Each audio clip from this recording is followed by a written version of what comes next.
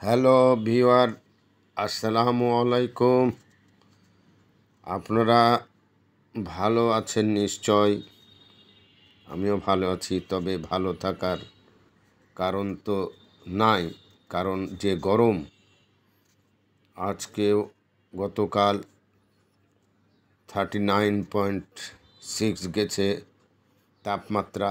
তবে এটা আমি যে ভিডিওটা দেখাচ্ছি এটা হলো শুভ বিকেল 5টার, প্রায় 4:30-5টার দিকে আমি এসেছি আপনার নবাবগঞ্জ ছেড়ে, অবশ্য রহনপুর। এটা হলো মকরুমপুর ব্রিজ, রহনপুর।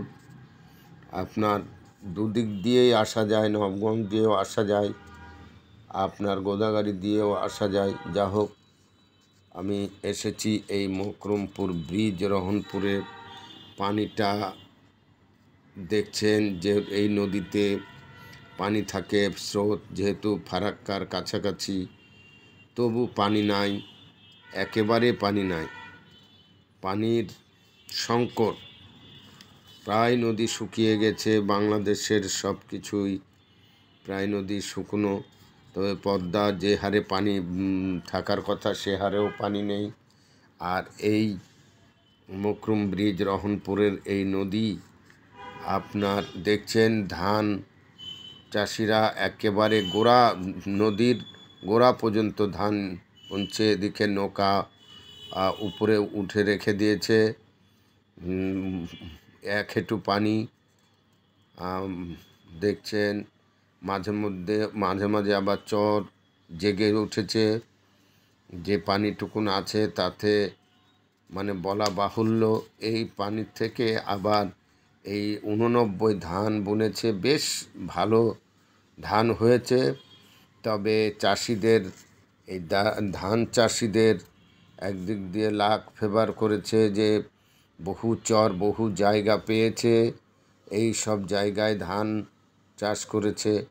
এটা 89 ধান বেশ ভালোই হয়, 30 মণ পর্যন্ত ধান বিঘায় আসে। তে একেবারে যে উত্তপ্ত চলছে আবহাওয়া, বৈরী আবহাওয়া, বৃষ্টিপাত নেই এই উত্তরাঞ্চলে। উত্তরাঞ্চলে একেবারে বৃষ্টিপাত নেই বললেই চলে, রাজশাহী, নবাবগঞ্জ, রহনপুর এসব জায়গায়। এবং এই বৃষ্টিপাতের কারণে আপনার গাছগুলোর তো আমও নেই। দেখলাম যে হারে আম হয় সে হারে আম নেই, 30%ও নেই।